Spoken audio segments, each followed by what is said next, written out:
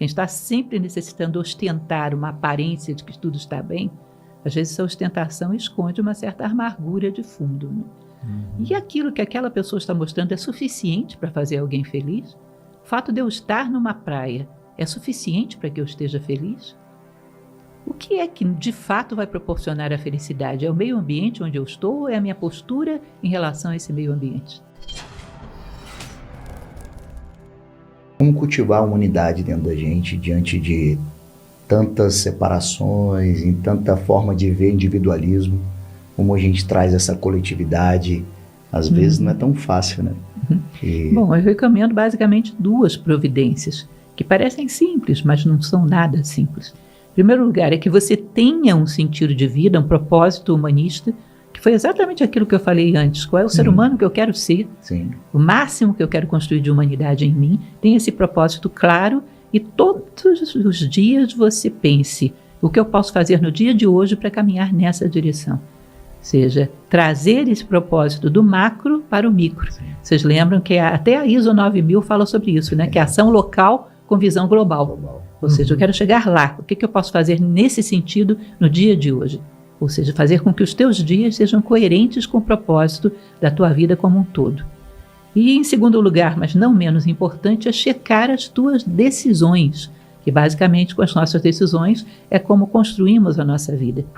Tentar fazer com que as nossas decisões não beneficiem apenas a nossa pele, mas beneficiem a maior quantidade possível de seres humanos que eu possa atingir. Se você for pegar a tradição tibetana, eles dizem que o maior mal do mundo é a heresia da separatividade, que traduzindo em bom português nada mais é do que o egoísmo. O egoísmo é aquele que faz com que a gente concentre todas as coisas nesse eu pessoal e considere que o bem é aquilo que me beneficia independente do outro.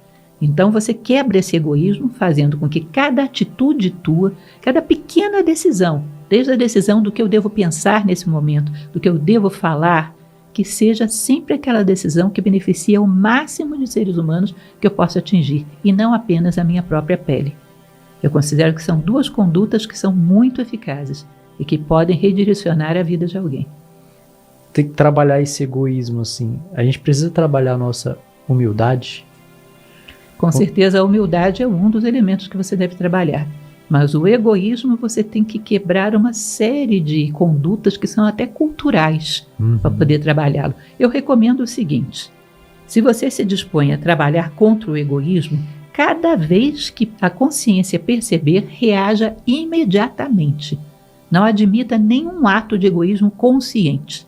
Porque cada vez que a consciência vai ampliando, ela vai vendo mais. E tudo que você vê, você corta imediatamente. Não podemos ser concessivos com aquilo que queremos cortar. E muitas vezes somos. Ah, só aqui, é porque agora eu preciso de tal coisa, então vou tomar essa decisão que só beneficia a mim, eu preciso mais do que os outros, só ali. E nós vamos fazendo esse benefício da exceção que vai deformando a nossa decisão, a nossa vontade. Se você diz, eu não admito conviver com o egoísmo, na hora que detectar, reaja imediatamente. Costumo brincar com os meus alunos e pedir que eles imaginem o seguinte: que pousou um inseto no seu braço. Que esse inseto é uma barata, cascuda, voadora. Você olha e diz, já vou tirar? Imediato. Existe uma reação, até uma palavra para isso. Joga lá longe. Não é assim? Sim. Detectou o egoísmo, faça exatamente isso. Nesse momento, não dê 1 segundo de tolerância, que assim você comece revertendo esses parâmetros culturais que foram colocados dentro da nossa cabeça. Você começa a detectá-los, começa a reagir. Porque senão você vai cada vez mais abrindo concessões, quando você vê a sua vida estar mesclada com egoísmo para todos os lados. Tá? Então, tolerância zero para o egoísmo, isso é extremamente necessário. No mundo hoje em dia bem digital, aí a gente pega o celular, olha assim, vidas perfeitas, né, passando. Né? Todo mundo parece que só tem vida perfeita, né, no Instagram, nas redes sociais. Como a gente pode fazer para ir se blindando, para a gente ir cada vez mais próximo desse ser humano que eu quero construir? Primeira coisa que eu recomendo é melhorar o seu conceito de perfeição. Porque se você vê uma pessoa que tem necessidade, faz uma viagem à praia e tem necessidade de colocar 100 fotos mostrando o quanto ele está feliz, provavelmente não está tão feliz assim. Porque senão não precisaria tão fortemente convencer os demais disso. Quem está sempre necessitando ostentar uma aparência de que tudo está bem, às vezes essa ostentação esconde uma certa amargura de fundo, né? E aquilo que aquela pessoa está mostrando é suficiente para fazer alguém feliz? O fato de eu estar numa praia é suficiente para que eu esteja feliz? O que é que de fato vai proporcionar a felicidade? É o meio ambiente onde eu estou ou é a minha postura em relação a esse meio ambiente?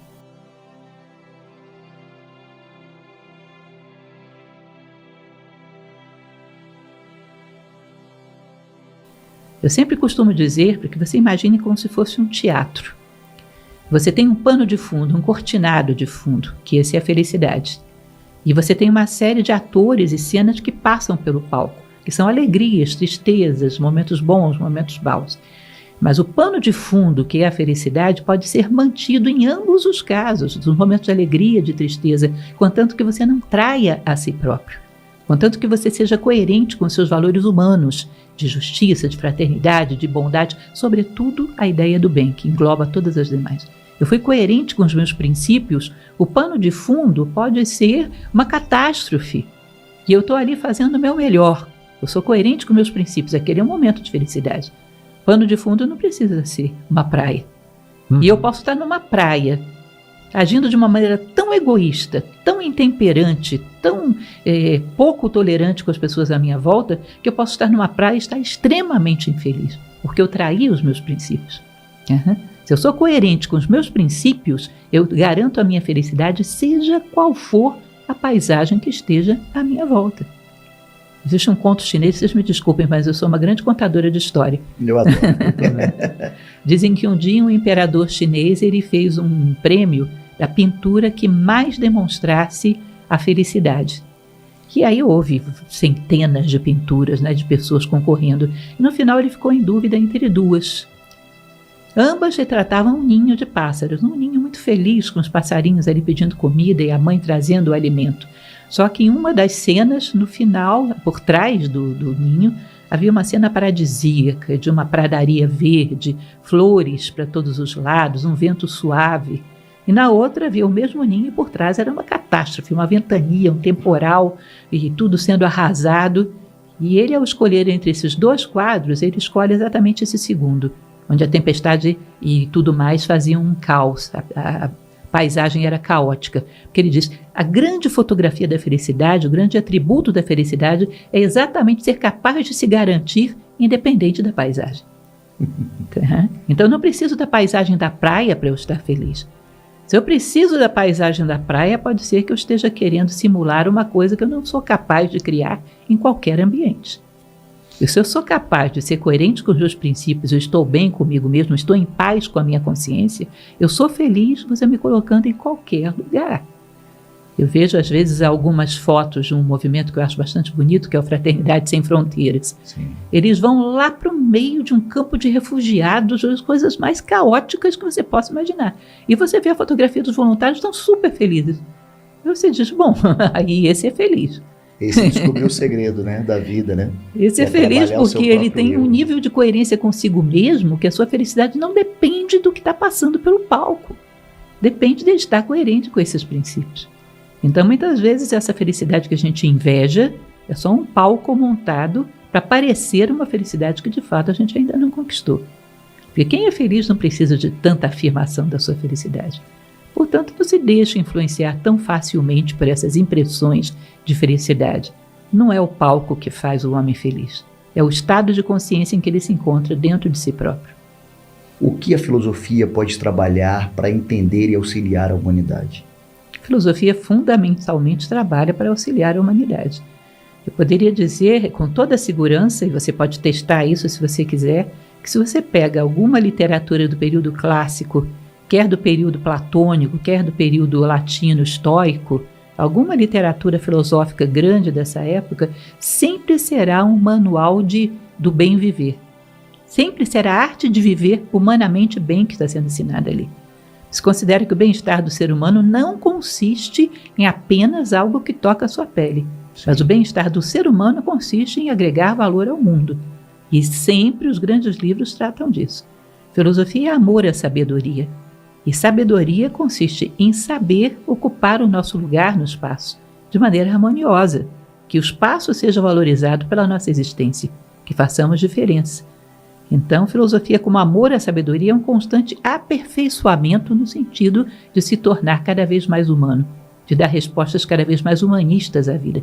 Filosofia, pelo menos dentro do seu conceito clássico, é humanismo puramente. Tá? Ou seja, querer se transformar num ser cada vez mais digno da condição humana. Qual a importância da gente ser responsável por si mesmo? Ter esse senso de responsabilidade por si mesmo?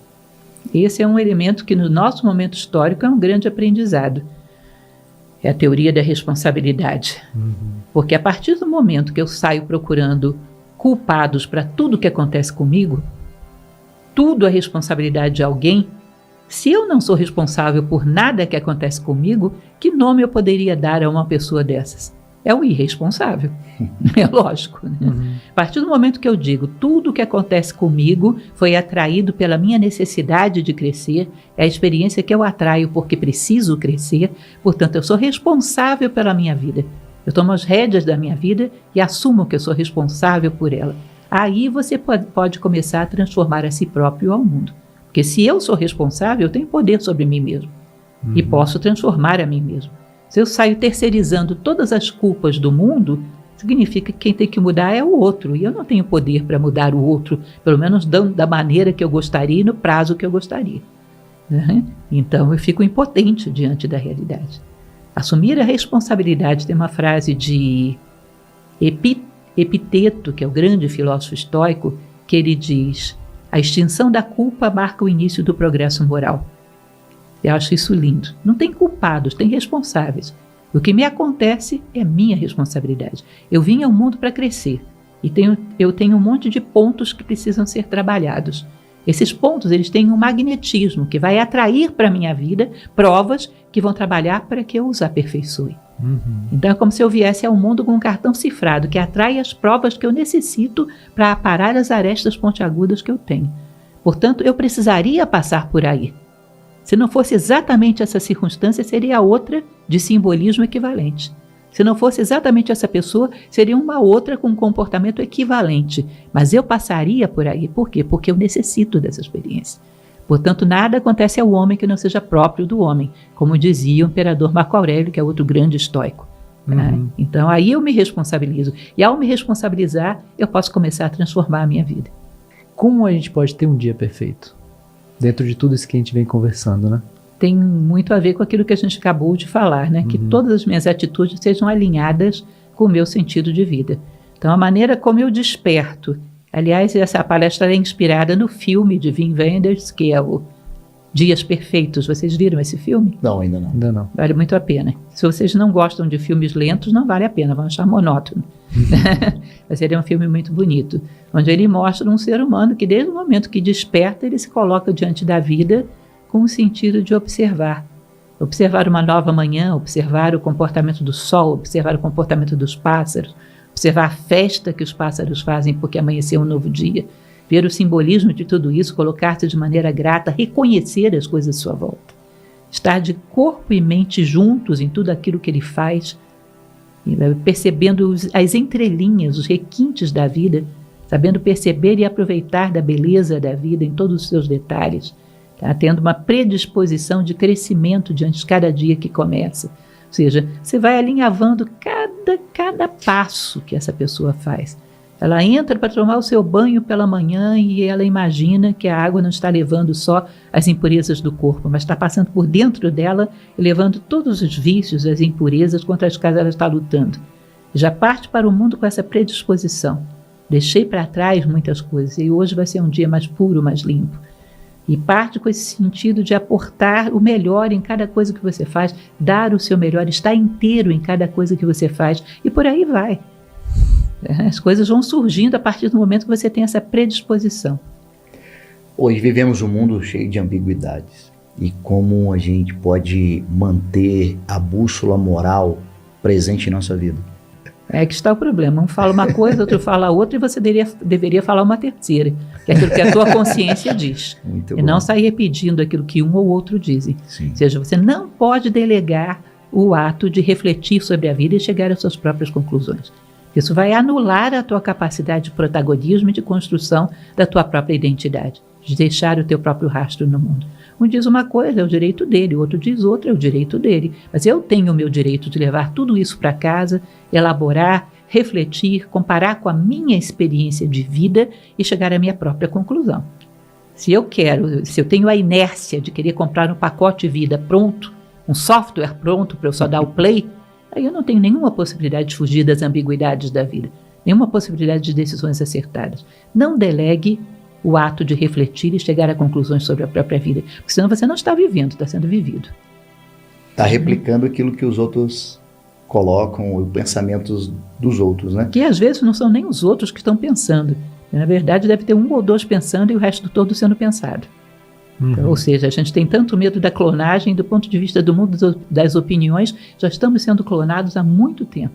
Tem um ou dois pensando e a maioria clonando, tá? Seguindo a massa. Como é que a gente trabalha o nosso sentimento, no sentido assim, o sentimento é realidade? Ou não? Tem sentimento que não é real, tá? É ilusão.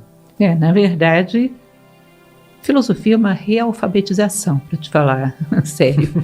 Porque isso que você está chamando de sentimento não é sentimento. É uma emoção momentânea como resposta, como eco de algum impulso externo. Sentimento é algo muito mais requintado. Da mesma maneira que eu falei para vocês que o ser humano tem uma essência e tem uma aparência, se você pegar, sei lá, um veículo, que é o veículo emocional, ele tem também uma parte que é a aparência, que são as emoções, as paixões, os ímpetos, e ele tem uma parte que é a essência, que são os verdadeiros sentimentos. Verdadeiros sentimentos são uma potência e são muito profundos.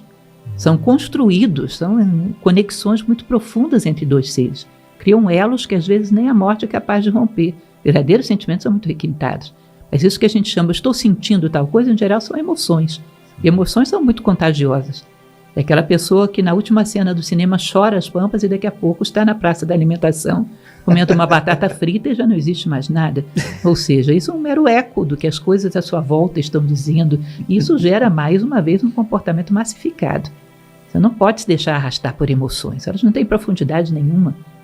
Você tem que perceber por que eu estou sentindo isso. De onde veio? Isso é realmente meu? Qual é o dono disso? Porque eu simplesmente posso ter pego uma emoção de alguém. As emoções são contagiosas e perigosamente contagiosas. A gente deve de vez em quando parar e olhar dentro de mim, nesse momento, quais pensamentos são realmente meus, quais emoções são realmente minhas. Isso é inteligência, sabia? Inteligência vem de intereleger, escolher dentre. Escolher dentre as coisas que te dizem qual seria a mais próxima da verdade. Escolher dentre as coisas que dizem que é você, quem realmente é você, no meio de tudo isso. Maior inteligência é a identidade. Então você tem um monte de coisas que vieram do meio dentro de você. O que é realmente meu? Saber se escolher, se encontrar no meio daquilo que você não é.